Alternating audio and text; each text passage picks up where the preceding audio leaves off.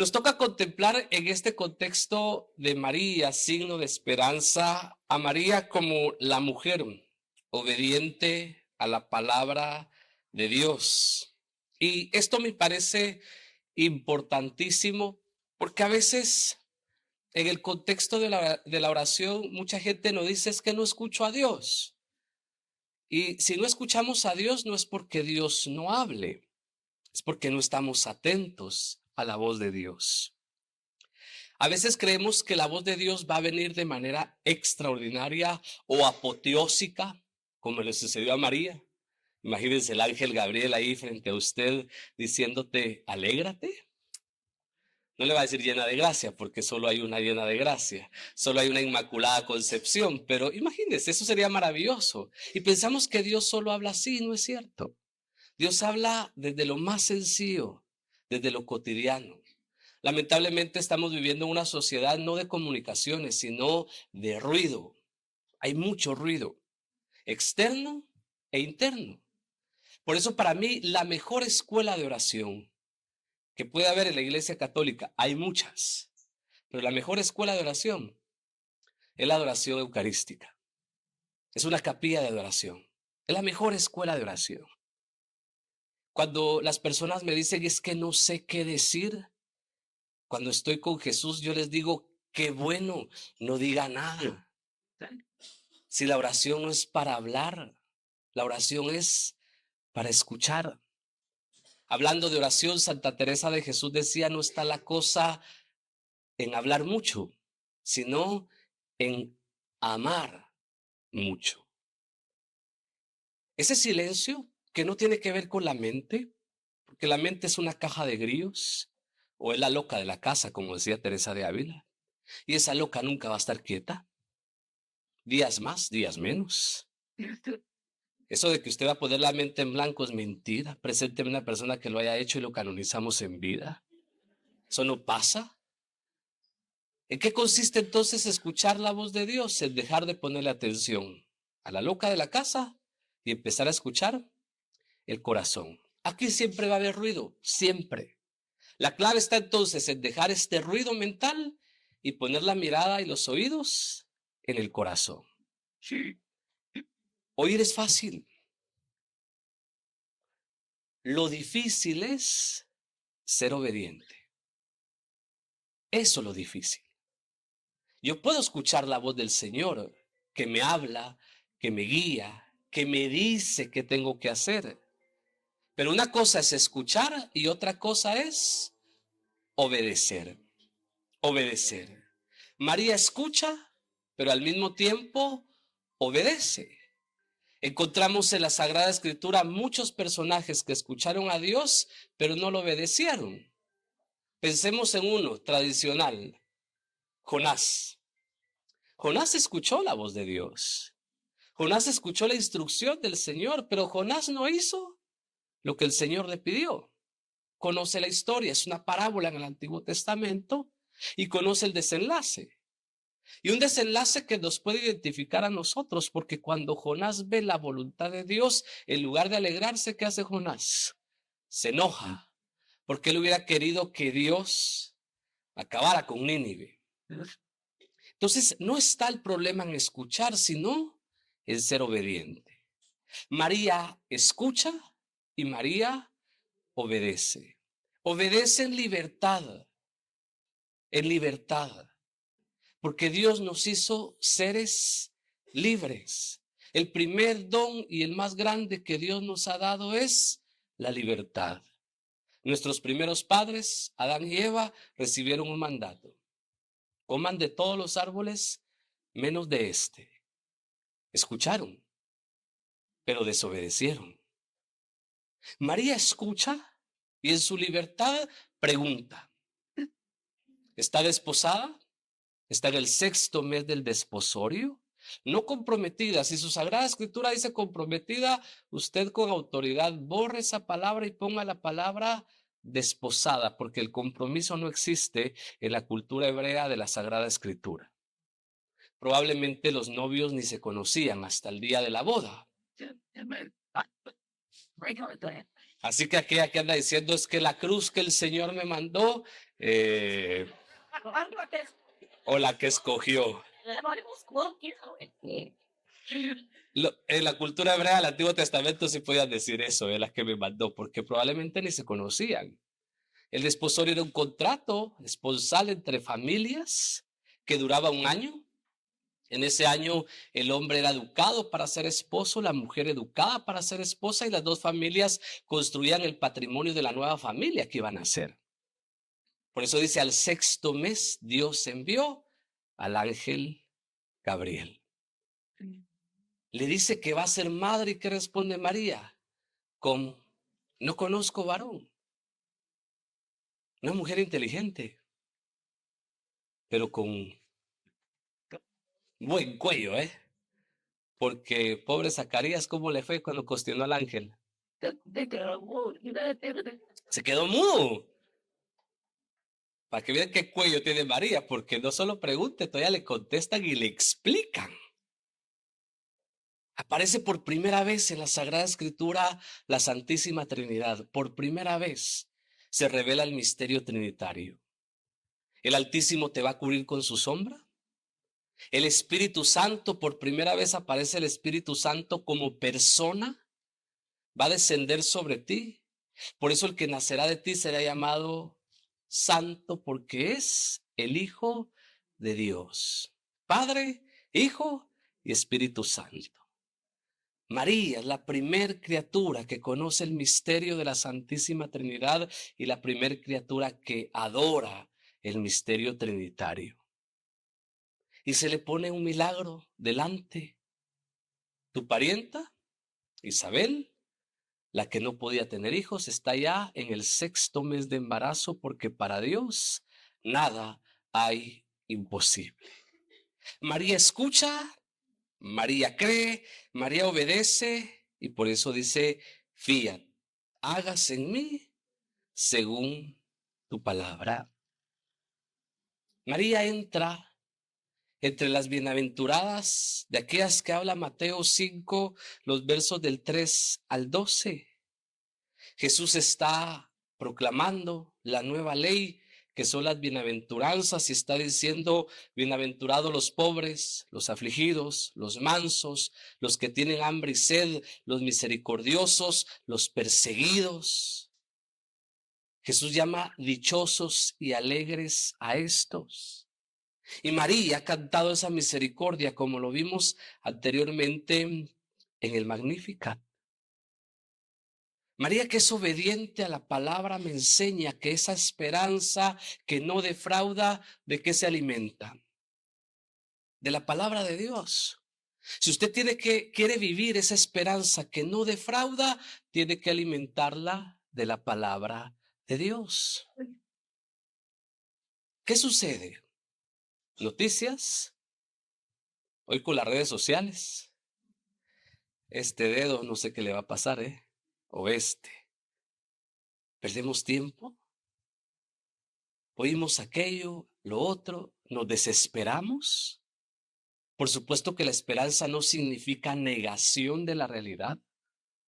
Yo estoy claro que nuestra realidad es difícil, que estamos viviendo tiempos bien oscuros, pero por sobre eso, mi esperanza está puesta en el Señor, como dice el salmista, que hizo el cielo y la tierra. Benedicto XVI decía que realista, me gusta esta palabra del Papa, realista es aquel que ve la realidad a la luz de los ojos del Verbo hecho carne. En palabras más sencillas, realista es aquel que ve la realidad con los ojos de Jesús. Cuando usted ve la realidad con los ojos de Jesús, entonces ve el mundo con esperanza. Es que hay muerte, sí hay muerte. Hay violencia, hay corrupción, hay injusticia, hay dolor. Pues es ahí donde estoy llamado a llevar esperanza. Los tiempos de Jesús y de María no fueron mejores que los nuestros. Por eso el ministerio de Jesús tuvo éxito. Sanaba a los enfermos sin receta médica. Liberaba a los endemoniados y no les cobraba. Multiplicaba el pan y le daba comida a los hambrientos. Le devolvía la dignidad a las mujeres. ¿Y qué me dijo Jesús? Cosas más grandes que las que yo hice harán los que crean en mi nombre. Así que si Jesús sanaba a usted y yo por nuestro bautismo, ungidos por el Espíritu Santo, deberíamos de andar sanando en el nombre de Jesús y liberando en el nombre de Jesús y haciendo milagros en el nombre de Jesús. ¿Por qué? Porque todos estos signos, dijo el Señor, van a acompañar a los que crean en mi nombre. Juan Pablo II decía que para el que tiene fe, todas las realidades remiten a Dios. Todas las circunstancias remiten a Dios. Y esto hace eco a lo que San Pablo decía: todo sucede para bien de los que aman al Señor. Así que el que tiene fe, todo lo que sucede siempre va a remitir al Señor. María lo ha vivido así. María lo ha experimentado de esta manera. María no se puso a pensar una semana y media para llegar a la casa de mi prima. No hay Uber, no hay taxi. ¿Qué?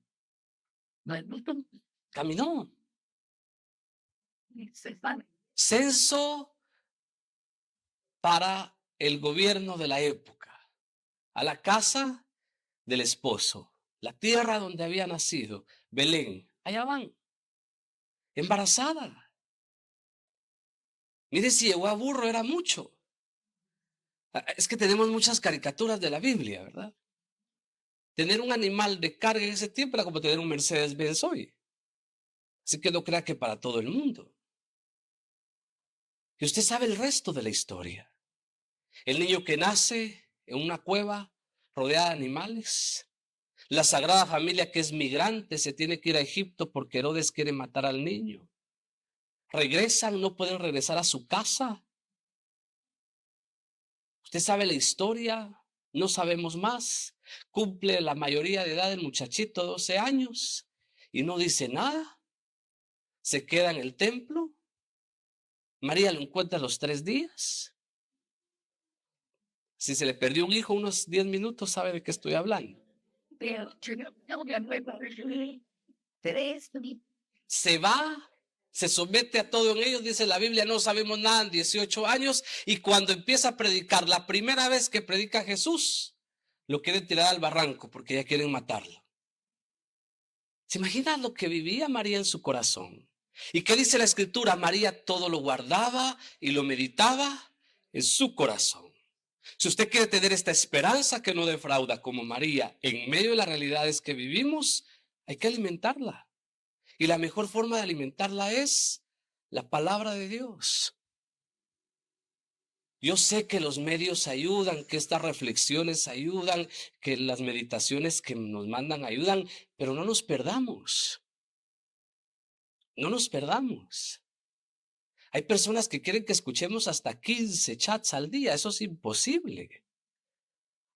Y es que hay maravillosas, ¿verdad? Un sacerdote, otro sacerdote, una religiosa, un religioso. Hasta eso hay que saber discernir qué puedo escuchar y qué me edifica a mí. A mí me puede edificar un sacerdote, a usted otro sacerdote. Lo importante es que busquemos lo que nos edifica y no nos perdamos entre tantas cosas. Y que todo esto, lo que nos lleve sea a la palabra de Dios. No solo de pan vive el hombre, le dijo Jesús al demonio, sino de toda palabra que sale de la boca de Dios. María meditaba y guardaba todo en su corazón. Un corazón que, como le había advertido el profeta Simeón, que se presenta junto con Ana, la profetisa, también como testigo y testiga de esperanza, va a ser atravesado por la espada del dolor. Simeón, cuando ve al niño, el Espíritu de Dios le dice: Él es el Mesías. Él es el que se te dijo que verías antes de morir. Por eso es que Simeón agarra al niño y le da gracias a Dios y le dice al Señor: hoy sí, me puedo ir en paz, porque mis ojos ya vieron cumplida tu promesa. María escuchaba aquello y de repente le dijo algo que nadie quiere oír, porque hoy también están de moda los pseudoprofetas y los falsos profetas, ¿verdad? ¿Cómo sé que es un pseudo profeta y un falso profeta? Solo habla cosas buenas. Y no es que Dios no quiera cosas buenas, es que habla cosas buenas para nuestro ego y para nuestra soberbia. Y al ego le encanta que lo inflen, le fascina. Y detrás de eso un imperio económico de Padre y Señor mío, ¿verdad? A María no le profetizaron esto, a María le dijeron: a ti una espada te va a atravesar el corazón a fin de que salgan a la luz las intenciones de muchos corazones. Por supuesto que María no entendía todo, pero ¿qué hacía? Lo guardaba y lo meditaba en el corazón. La mejor forma de leer la palabra de Dios es orándola, orándola. Dejar que el Espíritu Santo en oración me diga qué significa esa palabra para mí. ¿Qué quiere decirme Dios a mí? ¿Qué me está pidiendo Dios a mí? Si usted puede leer toda la escritura, qué bueno. Y si no, no se preocupe. ¿Cuántos santos de nuestra iglesia se hicieron santos solo con un verso de la Biblia? Uno. No un curso de ¿cuántos meses? 9 meses. No estoy diciendo que el curso no valga, ¿eh? Ya se va a graduar, qué alegre. Pero nos enseñan que lo importante es el corazón. San José de Cupertino, franciscano, uno de mis santos preferidos. El pobre no se le quedaba nada, pero nada era nada. Latín, nada. Teología, nada. Y al obispo se le ocurrió, perdón, al superior de la orden se le ocurrió mandarlo a estudiar teología para que se hiciera sacerdote. Sufría lo que usted no tiene ni idea. Pero a él se le quedó un texto de la Biblia, uno solo.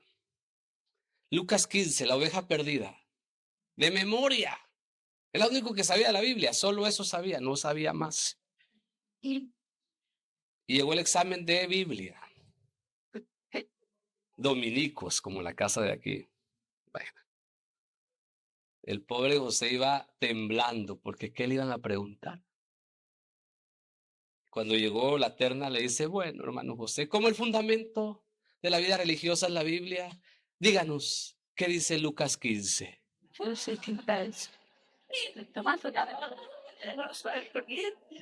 Se recitó de memoria la oveja perdida y lo ordenaron sacerdote. Es santo, ¿eh? Es de los santos que volaban porque levitaba.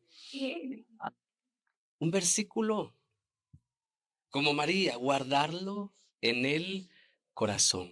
Esto es lo importante. Si saben muchos, qué bueno, pero lo importante es que lo que sepamos lo vivamos. Que no seamos, como dice Santiago, solo oidores de la palabra de Dios, sino que seamos hacedores de la palabra de Dios. Santiago que dice: el que solo escucha pero no la pone en práctica es como aquel que se ve en el espejo, se da la vuelta y se le olvidó cómo era. Qué bonita estuvo la homilía usted. Hoy qué aburrida estuvo la homilía. Hoy qué bonitos chistes contó el padre. Hoy sí que regañada la que nos dio. Con eso salimos. No, eso no es lo importante.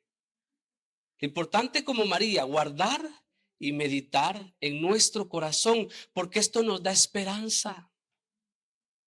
Por eso María se nos presenta también como la madre de la iglesia. Madre de la iglesia, y no solo de la iglesia, la madre de todos. Ahí está al pie de la cruz, está junto a Juan. Jesús la ve y ¿qué le dice? Mujer, ¿hey tu hijo? Hijo, he ahí a tu madre. La tradición siempre ha interpretado este texto como la designación de la maternidad divina de María a toda la creación. Todos somos hijos, todos. Los que creemos en ella, los que la aceptamos, los que la amamos, los que la ignoramos, los que la rechazamos, todos somos hijos. Lástima por aquellos que no la conocen. Lástima por aquellos que la rechazan.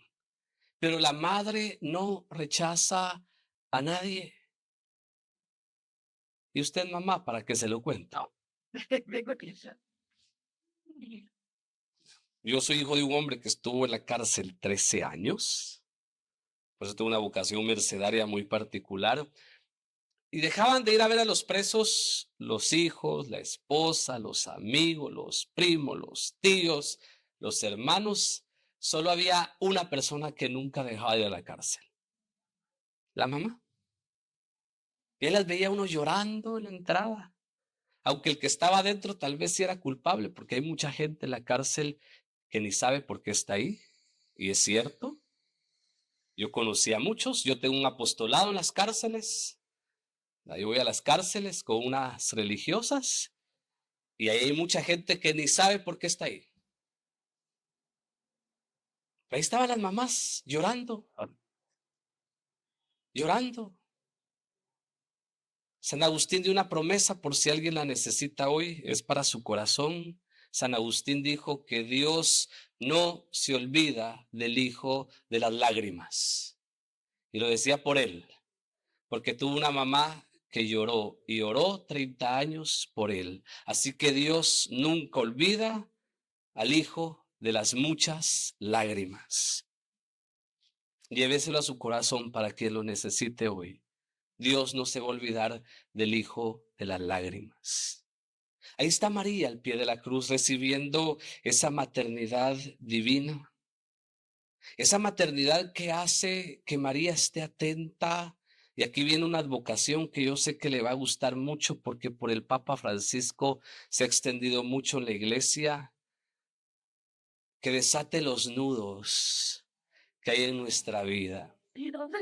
No se la inventó el Papa, San Irineo de León, uno de los grandes padres de la iglesia que vivió entre el siglo segundo y tercero, dijo: María es la desatanudos, la que con su sí desató el nudo de la primera Eva que ella había anudado.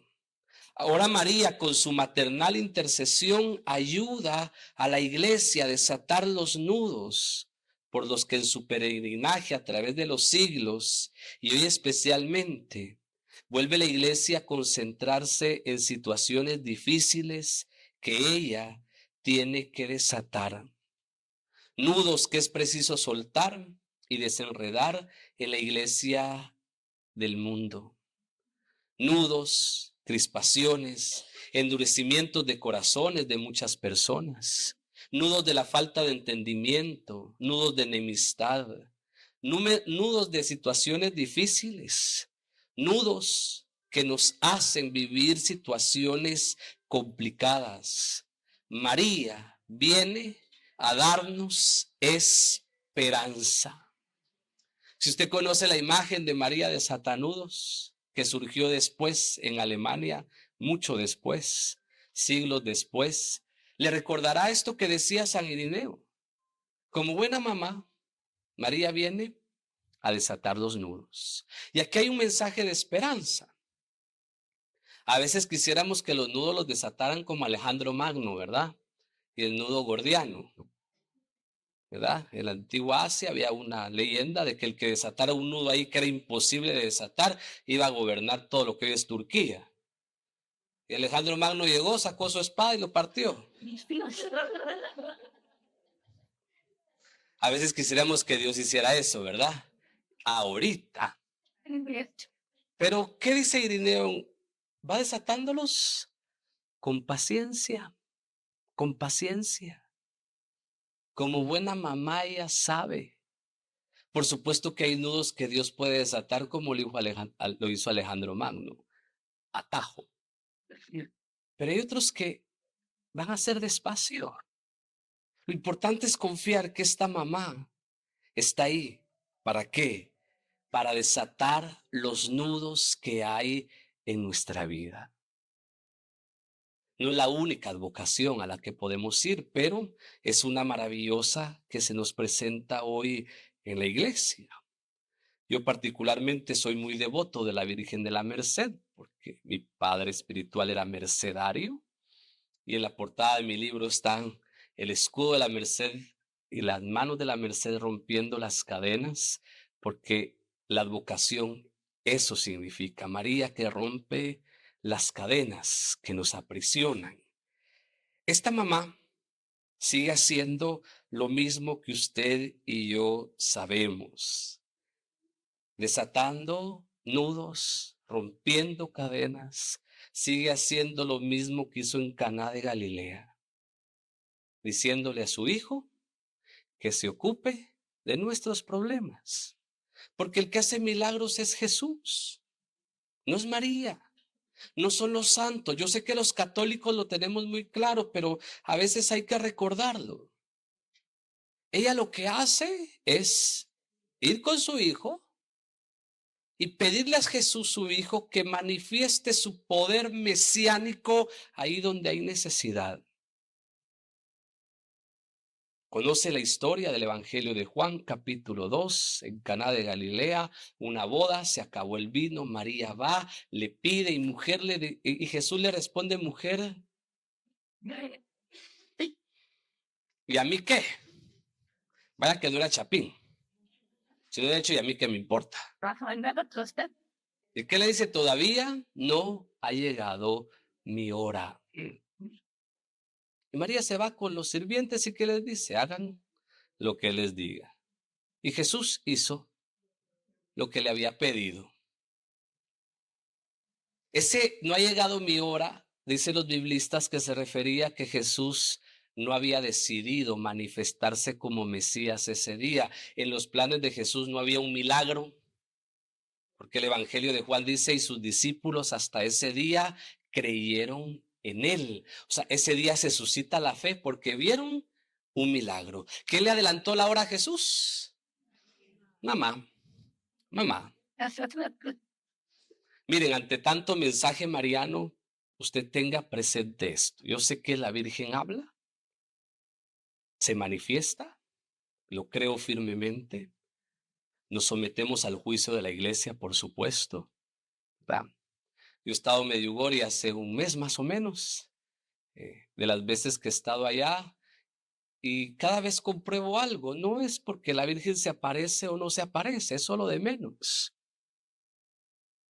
¿Cuál es el signo? Ver la conversión de la gente. Por algo le han puesto el confesionario del mundo. Son docenas de sacerdotes confesando todo el día en todos los idiomas y son cientos de personas haciendo fila para confesarse. La conversión. Ante tanto mensaje solo hay un parámetro. Según los biblistas, estas palabras son el testamento de María. Hagan lo que Él les diga. ¿Qué dice San Pablo? Jesús es el amén del Padre porque en Él se han cumplido todas las promesas de Dios. O sea que María siempre me va a decir que haga lo que Jesús me dice que haga. ¿Y dónde encuentro lo que Jesús me dice? En la palabra, en el Evangelio. María siempre me va a llevar a la palabra de Dios. Siempre, siempre. Y dos, pues me va a seguir adelantando la hora. Me gusta creer en esto, que María sigue adelantando la hora de la manifestación mesiánica de Jesús en mi vida cuando lo necesito, cuando me hace falta. Si mira que el hijo no le hace caso, vaya con la mamá. Tal vez así le hace caso, porque a la mamá seguro que le hace caso. Esta mujer, para ir aterrizando, que se nos presenta en nuestra fe católica desde 4 dogmas marianos que conocemos muy bien, que tienen que ver con Jesús. El primer dogma mariano que la iglesia declaró fue la Theotokos, esta palabra griega que lo que significa es la portadora de Dios. Por eso la llamamos Madre de Dios. Y mire, cuando le digan sí, pero es que es Madre de Dios, hijo, sí, es que eso se sobreentiende. Pero como hay mucha gente ignorante y una obra de misericordia es enseñar al que no sabe, Usted enséñele al que no sabe que se dijo madre de Dios porque habían dos corrientes teológicas. Una que decía que Jesús solo era hombre. Entonces había que decir madre de Cristo, no de Dios. Y otra que enseñaba que Jesús es verdadero Dios y verdadero hombre. Y por eso había que llamarla madre de Dios. Así que para el que necesite ser instruido, cuéntele la historia de que el dogma de María, Madre de Dios, lo que hace es referencia a el dogma de que Jesús es verdadero Dios y verdadero hombre. Y todos los cristianos creemos que Jesús es verdadero Dios y verdadero hombre. Así que para los cristianos que esto les molesta, pues que sepan que decimos Madre de Dios porque queremos recordar en la fe que Jesús es verdadero Dios y verdadero hombre. Después fue proclamada su virginidad perpetua, virgen antes del parto, virgen en el parto y virgen después del parto. ¿Por qué? Porque la concepción de María fue virginal. No conozco varón, eso lo dicen todas las Sagradas Escrituras. Versiones que usted tenga, católicas y no católicas, aunque no hay versiones así, pero por hacer una diferencia, porque la palabra de Dios es la misma. Todas dicen, no conozco varón. Y todas dicen, el Espíritu Santo descenderá sobre ti. Creemos que la concepción de Jesús fue virginal, por eso la llamamos Virgen María. Creemos que fue inmaculada de su concepción, no se lo inventó la iglesia, ya lo dijimos, que le dice el ángel, que Jaritomene, llena de gracia. Es la escritura la que dice que María está llena de gracia. Todos los saludos se parecen en el Antiguo y en el Nuevo Testamento. Cada vez que Dios elige a alguien le dice, no tengas miedo, se lo dijo a María. El Señor está contigo o yo estoy contigo. Siempre Dios dice lo mismo, pero solo a una criatura se le dijo llena de gracia. Ni antes ni después de María nadie escuchó esto, solo María. Por eso es que la iglesia la proclama inmaculada de su concepción. ¿Qué quiere decir esto? Que María no tuvo relación ni con el pecado, ni con el demonio. Por eso es que cuando se le representa a la Inmaculada en una imagen siempre se le pone la serpiente abajo de los pies, porque eso nos recuerda la promesa del Génesis 3:15, el primer evangelio, el protoevangelio del que hablaban los padres. Enemistad pondré entre ti y su linaje. Él, el linaje de la mujer, te aplastará la cabeza. ¿Quién le aplasta la cabeza a Satanás? El linaje de la mujer. Esta mujer es María y su linaje es Jesús. El que le aplasta la cabeza a Satanás es Jesús. Por eso se representa la Inmaculada Concepción con la serpiente bajo los pies para recordarnos que ella es la mujer de la profecía del Génesis 3:15. Y el cuarto dogma, por eso creemos en su intercesión. María, asunta al cielo en cuerpo y alma.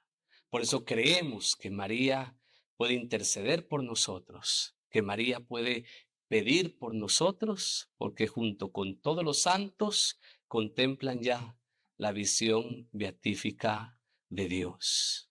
Y quienes hemos visto la intercesión de María en nuestras vidas, podemos dar testimonio de esto. Los cuatro dogmas marianos entonces nos recuerdan a esta mujer que es signo de esperanza y nos recuerdan que María camina con nosotros. Camina con nosotros. Yo quiero terminar los pocos minutos que me quedan contando brevemente la experiencia que comparto en el libro de Sanidad y Libertad. ¿Por qué está la imagen de la Merced? ¿Por qué está María? Así de manera breve, porque en nuestro canal de YouTube ahí está el testimonio, así que lo puede ver ampliamente, o si no, se lleva el libro. Pero hace 2 años exactamente, mi hermana tuvo un accidente que la llevó a estar 4 meses en el hospital, en el ICS de accidentes de la zona 7, una herida expuesta en el fémur, una osteomielitis en el hueso y fruto de eso una septicemia que la llevó a estar 8 días en coma con un diagnóstico de muerte desde el primer día. Desde el primer día que entró al intensivo, los médicos hablaron con nosotros y nos dijeron que no había nada que hacer. Estaba condenada a muerte, era una septicemia. Y desde ese día, con ese diagnóstico de muerte, nos decidimos a hacer algo, a comenzar a orar como familia, a pedir oración a las personas que sabíamos que podían orar con nosotros. Y aquello se convirtió en una jornada de oración que nos fue acercando más a la gracia y el poder de Dios y que nos enseñó lo que la oración de intercesión puede hacer. Eso fue el 3 de octubre del año 2023. El 6 de octubre de esa semana, yo decidí, delante de la Virgen del Rosario, con Jesús expuesto, contarle a mi mamá y a mis sobrinos. Conocieron a 2 por ahí que andan haciéndola de camarógrafos. La verdad de lo que estaba pasando con su mamá, con mi hermana. Ese día, viernes 6 de octubre, la directora adjunta del intensivo nos dijo que ya no había nada que hacer, solo la infección tocaba el corazón y pues ahí se terminaba la historia. Así que delante de la Virgen le conté a mi mamá lo que estaba pasando y lo hice delante de ella porque sabía que la única que me podía ayudar era ella. 7 de octubre, Guatemala estaba viviendo aquellos bloqueos complicados. Yo no pude ir al intensivo, fue mi hermano. Paradójicamente me tocó ir a dar un retiro de sanación ese día y de regreso pues no pude pasar y la providencia decidió que me quedara aquí enfrente de San Martín de Porres. Así que como pude, di la vuelta, entré al parqueo, llegué. Yo siempre digo, mi campo de batalla ha sido esta capilla por muchos años, no es la única, pero esta es especial y es particular para mí. Y ese día, día de la Virgen del Rosario, yo hice una oración de entrega a Dios, confiando en que la voluntad de Dios siempre es mejor que la nuestra. Una oración que hizo otro santo que quiero mucho, mucho, el padre Charles de Foucault, que es una oración de abandono a las manos del Padre. Y la hice por mí y por mi hermana. Una oración sencilla que reza: Padre, me pongo en tus manos. Haz de mí lo que quieras. Sea lo que sea, te doy las gracias. Estoy dispuesto a todo, lo acepto todo, con tal de que tu voluntad se haga en mí y en todas tus criaturas. No deseo más, Padre, te confío mi alma, te la doy con todo el amor que soy capaz, porque te amo y necesito ponerme en tus manos con una confianza infinita, porque tú eres mi Padre. La hice, sentí en el corazón algo que no tengo palabras humanas para explicarlo hasta el día de hoy. En la noche junté a toda mi familia, les dije que hiciéramos la oración por mi hermana, que la entregáramos. Y así fue. Pasó ese fin de semana, el lunes 9 de octubre yo no pude ir porque no pude pasar por los bloqueos y la única que pasó era mi hermana mayor. Y usted sabe esas cosas donde le suena el teléfono y primero salta el corazón y después responde porque no sabe qué le van a decir. Entonces suena el teléfono, me habla mi hermana mayor y me dice: mira, te quiero contar que Roxana, es mi hermana, despertó del coma y está sana. No hay septicemia. Amén. Claro, uno siente, wow, ¿verdad? En ese momento solo pude pensar en esa oración del 7 de octubre y solo pude pensar que fue ahí, ese día de Nuestra Señora del Rosario, que ella tomó esa oración de abandono, la llevó a Jesús y Jesús hizo el milagro. se sanó completamente de la septicemia. Los médicos dijeron que había que esperar días para extubarla. Yo la fui a ver al siguiente día, estaba extubada. Ese mismo día la sacaron de intensivo. Y el mismo médico que me dijo, mejor prepárese, entréguesela a Dios, su hermana se va a morir, fue el mismo médico que me dijo, pues no sé qué pasó, pero su hermana se sanó. Y yo sí sabía lo que había pasado. Una jornada de oración que se convirtió en 50 días, porque nos tocó que pedir por su sanación completa, al peligro de que perdiera la pierna, y pedir por una serie de liberaciones espirituales que el Señor nos fue mostrando en el camino, que estaban atando a nuestra familia. Yo ejerzo el ministerio de liberación hace más de 13 años. Había visto eso en otras familias, pero nunca pensé que nos iba a tocar vivirla a nosotros. Y aunque el protagonista fue el Señor, la otra gran protagonista fue María, que con su intercesión nos alcanzó ese y otros milagros que nos hacen creer no solo que Jesús está vivo, sino que María, con su intercesión, nos sigue alcanzando grandes gracias de parte de Dios.